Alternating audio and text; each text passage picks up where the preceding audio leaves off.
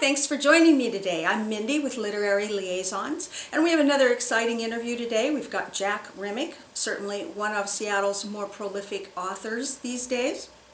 A few years ago, Jack co-authored The Weekend Novelist Writes a Mystery with Robert J. Ray, and many of Jack's fiction stories and nonfiction stories have appeared in a lot of quarterlies, newsletters, and so on throughout the years. Jack lived and worked extensively in Latin America, which in my humble opinion is one of the things that gives his writing a hue that really transports the reader to another time and place. He writes beautifully, and the time in Latin America, it really shows in many of his stories. I have to read this list now. In 2011, Jack Remmick's novel Blood was published, and since then he's been on a publishing roll with the California Quartet, The Book of Changes, The Deification, Valley Boy, and Gabriela and The Widow, which in 2013 won Best Women's Fiction by the Orangeberry Hall of Fame Virtual Expo. His book of poetry, Satori Poems, is going to come out May 1st, 2014. And then sometime this year, his next book, Trio of Lost Souls, which, what a great name, that'll be coming out. I'm just exhausted reading the list of things that Jack's had published and that he has coming out. So I'm very excited to introduce to you Jack Remmick. Thanks for joining us today at Literary Liaisons. So in your novel Blood, which was gruesome but fascinating, I laughed out loud in the beginning scene where Mitch is stealing the underwear from the laundromat. Which of your dizzying array of characters from all your novels is most like you? Oh, goodness, what a question.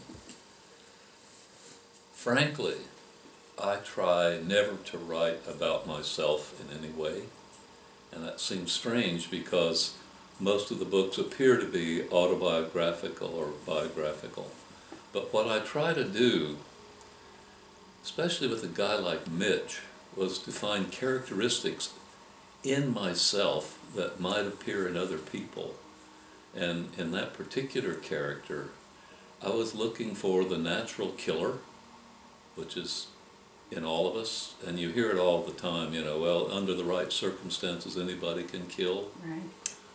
So I explored that aspect of him, of that killer in Blood, but then when we got to the deification, I explored the lost boy aspect in Eddie, and in Lane I explored the bisexual aspect of human being, of men. And in Valley Boy, I explored again the lost boy aspect, the teenager who's looking for a way out. And as I move through time in my novels, I tend to get more, I want to say mature, and I'm looking for those characteristics of the evolved man. Okay. And so I try not to write about myself, but at the same time I'm looking for those aspects of me that are universal. Right. So I have to say that none of my characters is really the closest to me. When we get to Trio, which is the last of the quartet, I have two main male characters, Jim Garrett and Bill Vincent, and one of them's a poet. Well, I happen to write poetry, so, you know, but so is Homer. I mean, so is Homer in my book? No, that kind of thing. So I try to explore different aspects of the kaleidoscopic essence of men in all of my books. What a great term, kaleidoscopic essence. Yeah. I like that. All right, well, how do you get into the frame of mind of a character that's the exact opposite of who you are? Let's say, for example, Gabriela. Okay. Well, there's a very famous character in Greek mythology called Tiresias. And Tiresias was in an argument, Zeus and Hera were having an argument about which is harder, being a man or a woman. And so I think the way it works is Tiresias sided with Hera, so Zeus changed him into a woman, and so for 7 years he was both a man and a woman. And that's kind of the Greek way of talking about the animus-anima aspect of human beings. Men, you know, Jung saw this very clearly, right, that we are both masculine and feminine. And so when I write a female character, I try to go as deeply into the feminine aspects of my own being as I can, and meld that with the understanding that I have gleaned from many, many years of talking to and being with women. You know, what are they like? What do they want? The old question, what do women want? Really doesn't matter. They want the same thing everybody wants. They want to be loved, they want to be held, they want to be cherished. They do not want to be possessed or hurt unless they happen to like being hurt. That's a different kind of And I book. won't deny that, you know, because in the Pacific Coast Highway, you know, one of the female characters kind of enjoys that. But I try to explore in every character as many aspects of the universal character as I can find. So I'm never trying to write exclusively about me or about the people I know, and I'm looking for those things that other people can recognize in themselves through the characters. So when I write a Gabriela character, I go into that lost girl mode. And there are many, many lost girls in our culture and in the world. The world is full of lost women and lost girls. So I looked at her and I said, well, what would a lost girl in these circumstances do? And I came up with Gabriela. She's a beautiful character. Yes, I mean, she is. If we look at her aspect, she's out of culture. She's an Indian who's tall. She's an Indian who wants to get out. She learns to read and write. She does all those things. She transforms herself from a little Indian girl wearing a peasant skirt to a very sophisticated female who, in fact, dominates her culture and brings back to... So, to me, she becomes, you know, an ideal woman. She moves from the ugly duckling. She goes through the phase of transformation where she becomes more than she could ever dream that she was being. She has some help along the way. Who doesn't need help? We all need help. So in the end, I present her in the same archetypal flow that I presented the male characters in all of my novels. They start off young and innocent and stupid and trying to get the tools for life, and they have all kinds of trouble, they get all kinds of bad things, they get arrested, you know, well, she gets raped, she gets this, she gets that, but in the end she grows. We see her inner strength, and that's my female character, is she goes through the same patterns of transformation that males do. The results may be different, but the process is the same. I like that approach, and looking for universal attributes. Yeah. I mean, that totally makes sense. Exactly. I think a lot of people ask. Matter of fact, I saw you interviewed on stage when you were doing a book reading, and some poor fool in the audience raised his hand and said, asked if you were gay because you wrote a gay character. You might not remember that. I think it was Elliot. But yeah, and I remember thinking, what an idiot. I believe my answer at that time was, well, if you think I'm Mitch, then you've got to think Yes, I'm Gabriela. you did. You know? And that's my point, because it was a great answer, yeah, you know. it's not me. No, it's my character. And clearly he was not a writer or not much of one, so hadn't been doing it for a while. Yeah. All right. Well, who's been your favorite character to write and why? Oh, wow, that's a heavy one. My favorite character to write.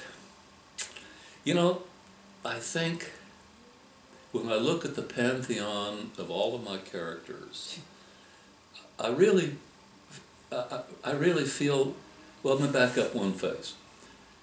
The driving force in American writing today is a quest for family. Everything's about family, and it doesn't matter if it's, you know, your immediate family, your nuclear family. You join the Marines and they're like family. A football team is like family. It doesn't matter. The quest for family is so huge right now that it sort of governs and shapes everything. And partially that's due, I think, to the fact that, what is the number now, 50% of all marriages end in divorce. Yeah. Therefore, there are gazillions of single-family parents, or single, yes, what do they call them? Single-parent families. Single parents, okay. And so we're raised in a culture, half of which is split. And so the desire to become and to belong is so powerful, all right? Well, what I have done is sort of, all of my characters are in a way, I want to say children, no, but they're part of my family. You know? I really believe that. You know, sometimes I think about Eddie and I think, oh, poor Eddie, and all those horrible things that happened to him in the deification. And he gets his penis pierced with a thorn, and he bleeds. Oh, poor Eddie, you know. And then I look at Mitch, and oh God, Mitch, where did you go wrong? You know, what's wrong with you? And then I look at Johnny in Pacific Coast Highway. Oh, he just really, you know, these are all my children and they're my family, and I really feel for them all the time, even after they're finished. Oh, yeah. You know, I look at it and say, oh, why did he do that? You know, and I can't change that because that's what came out. So it's like asking, what's your favorite child? Exactly. Yeah. You know, they're all my favorite children. You right. know, there may be juvenile delinquents and thieves and murderers, but they're mine. Right. You know. Good answer. All right, well, this might be one of the same, but what early book most influenced you to want to write, and then what book most influenced your writing style? These questions always get me into places that you don't think I'm going to go. Okay. Because in my writing experience, the thing that most influenced my style, I'll answer that one first, is a book of rhetoric. Because what rhetoric does, here's my concept of rhetoric. Rhetoric presents us with a set of dynamics that are not peculiar to any language, but are in fact aspects of language, which means that you can use rhetorical patterns in French, Nahuatl, German, English, Quechua, it doesn't matter. In other words, language lends itself to certain stylistic conventions, such as repetition, such as, you know, chiasmus, such as, that's a rhetorical pattern right there. It's called anaphora. I'm repeating a word at the beginning of a phrase, you know, and then I'm going to end the word at the end of the phrase, you know, and in the next phrase I'm going to use, well, I have used 3 rhetorical patterns right there in that simple construction, you see. So, any book of rhetoric, the one that influenced me most came out of a course that I took when I was at Berkeley in the plays of Jean Racine, the French playwright, which, by the way, in translation just means John Root. Did you know? No. Oh, yeah. And the other great French dramatist is called Pierre Corneille, and that just means Pete Horn. Gotta love the French. We look at these like Jean Racine, you know, but really he's just John Root, you know, okay. Well, anyway, I took this course in Racine's plays. The professor spent the entire semester talking about the rhetorical devices and patterns in Racine's plays. And they're called les tropes. In French, they're called the tropes, you know, which we use too. And I thought, oh goodness, well, there's something going on here. So I found magnificent books on rhetoric, you know, and lo and behold, they're everywhere. These patterns are everywhere. So I became aware of the power of rhetoric, independent of any language in which the patterns occur, and it gave me deep insights into the way the language works. And so that's how I got, wow. And my style developed that way. And you hear it in my writing all the time. You know, I do these things without even thinking about them. I did a course over in Utah at the League of Utah Writers, a 2-hour workshop. I call it the Poetics of Prose. And I said, well, let's talk about a chiasmus. Nobody knows what a chiasmus is. Well, it's a crossing pattern. Here's an example from John F. Kennedy. Ask not what your country can do for you, but what you can do for your country. Well, that's a chiasmus. Well, Stephen Stills then writes a chiasmus, says, if you ain't with the one you love, love the one you're with. Well, that's a chiasmus. So you see, it's independent of the, so this is how rhetoric, most people, oh, that's just rhetoric. What they don't realize is that this is the driving force in language. Now, I've studied a little bit of Aztec poetry. I don't speak Nahuatl, but I can look at the patterns and I can see, oh, I see they're doing the same thing here. So rhetoric, to me, is not just rhetoric. It is the essence of style. Okay, so the modern book that I would recommend, simply because I've looked at it and it uses some contemporary examples, is a book called Writing with Clarity and Style by a named Robert Harris. It's a very good book. You know, he uses modern examples. Now, as far as the book that made me want to write, as you know, I started out as a poet. And so if I were to answer that question truthfully, I would say poetry is what made me want to write. It was only later, as I became addicted to fiction, that I fixed on certain books by other writers that entranced me. Of course, you can never be a modern writer without having read The Sun Also Rises. Because in that, Hemingway, in fact, teaches us how to write modern dialogue. He gets rid of the intense monologue that sort of drives so much other writing, and he puts it into a 1-2 rhythmic pattern. So he discovers the rhythm of dialogue. He discovers the essence of description. He distills all of that stuff out and leaves you with pure writing, in the same way that Ezra Pound and H.D. and the Images poet said, let's get rid of all the poeticisms. And so they got rid of stanzaic structures and all these other kinds of things, and they're left with an image. The pure image is what gives us the essence of writing. So I find that I seem to write about redemption a lot. In the beginning it was unconscious, but now I recognize it as a theme in my writing, so I can write about it consciously. Do you think most writers intentionally write about consistent themes like coming of age or loss? And if so, why do you think that is? That's a very complex question, because it leads almost immediately to the question and the notion of core stories. In other words, there's been a lot of analysis done of world literature and writing, and they say there are 100 stories possible. Okay, if you look at something like Propp's, I think it's Propp's structure of the morphology of the folk tale. He goes into these Russian folk tales, European folk tales, and he starts to look at the similarities in structure between this and that and this and that, and he comes up with this notion that maybe we're dealing with a limited number of possibilities. And then you start looking at the way other writers have handled these universal themes, and you say Romeo and Juliet, West Side Story, you say Pyramus and Thisbe, I mean, they're all the same story. They're wearing different clothes, right, but they're the same story. That's built on the notion of archetypes. So is it possible that as evolved beings we have carried with us through time a limited set of artistic possibilities? I mean, there's a very real possibility there, right? That archetypes, in fact, dictate the shape of your characters. The mother, it doesn't matter if it's Mother Courage in Brecht, or the mother in Thousand Acres, or wherever the mother is. The mother is the mother. Jocasta is a mother in Oedipus Rex. She happens to be his wife. So we've got some complexities of mythological proportions, but it's still, the mother is there. The thing that distinguishes the mother archetype through time is what she wears. See, well, if you look at it, there is no difference at a fundamental basic level between Attis, Adonis, Osiris, and Jesus Christ. They're dying gods who are reborn, and they come back to redeem the sins of the others. So redemption seems to be built in. If redemption is built in, then sure as Dickens, coming of age is built in.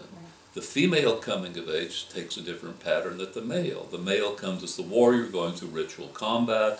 The female goes through coming of age either as the ugly duckling or as the sleeping beauty, or the beauty who arises, this kind of stuff. So you may be dealing in a question about this in your own writing with the actual limitations of the human mind to perceive something other than itself.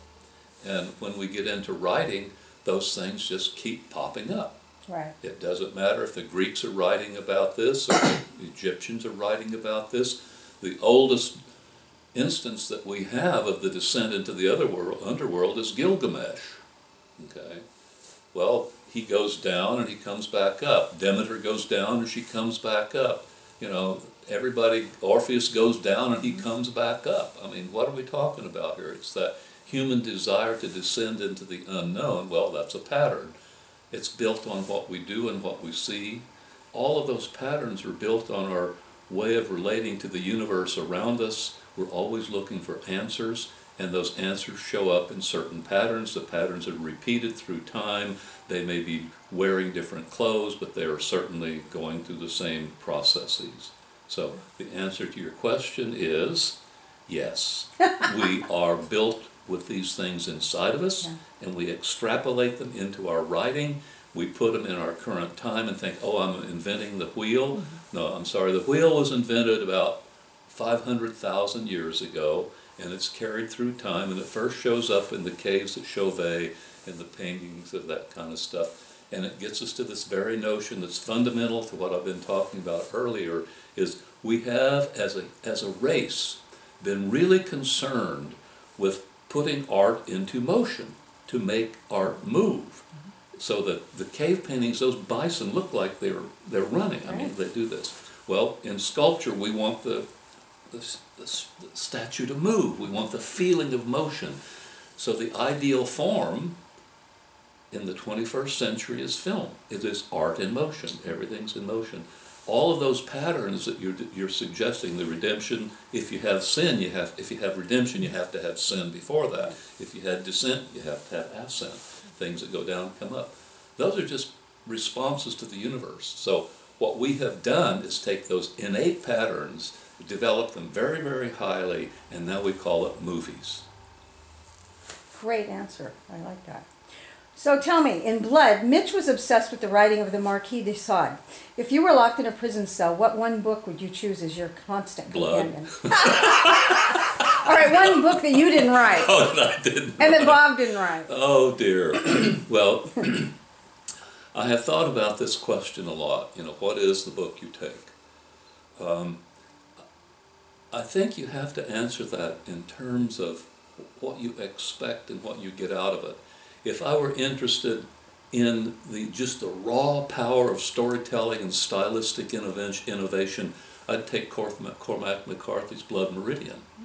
Because what he's done there in that novel, and he's written other books that other people have made movies of and this kind of stuff, but in Blood Meridian, it is in effect a 20th century journey through hell, meeting the bands of demons and monsters and, you know, awful beings, you know, murderers and thieves and you know, so it's an American odyssey. It's an American descent into hell.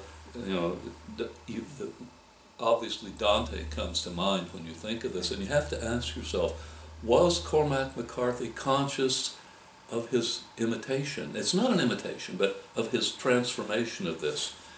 And the answer is probably no, but he's still writing from an archetypal reality. So that book is so intense. There are passages in that could have been written 1,000 years ago, and there are passages in it that could only have been written yesterday. But his rhetorical understanding, going back to the first question, his understanding of rhetoric is so powerful and so good that the language carries it past the content of the story. I mean, you can read some of those things in Blood Meridian and you just feel that you are experiencing language in its raw and purest form. So if you wanted to take that with you, I'd take Blood Meridian. Okay. You know, if I wanted something else, you know, I'd have to think. But yeah, there's nothing that has had that effect on me as a writer. And it's not that I try to imitate him, because I had discovered the rhetorical devices when I was an undergraduate. Right. I mean, so it's something that I carried with me, recognizing him. And that reminds me of Ionesco's, Eugene Ionesco, the Romanian-French playwright.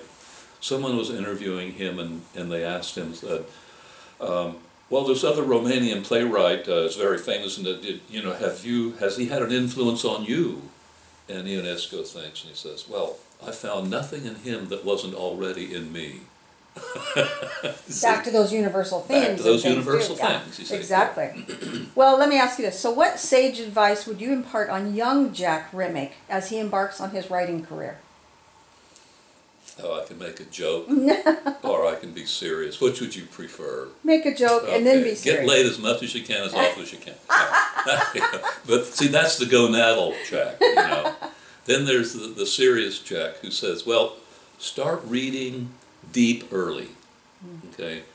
It just so happens that now in my, whatever this age is that I'm in, I have to reread many of the books that I thought I understood when I was young. So, for example, when I reread the Alexandria Quartet, Durrell's quartet, I find things in there that I simply had no understanding of. When I read things like Jung's, archetypes of the collective unconscious, I thought I knew that, but I look back and I missed so much. When I go back and I read Levi-Strauss, I say, oh God, why didn't I know that before? I read the books in graduate school, but I didn't have the brain to understand what these men and women were actually doing.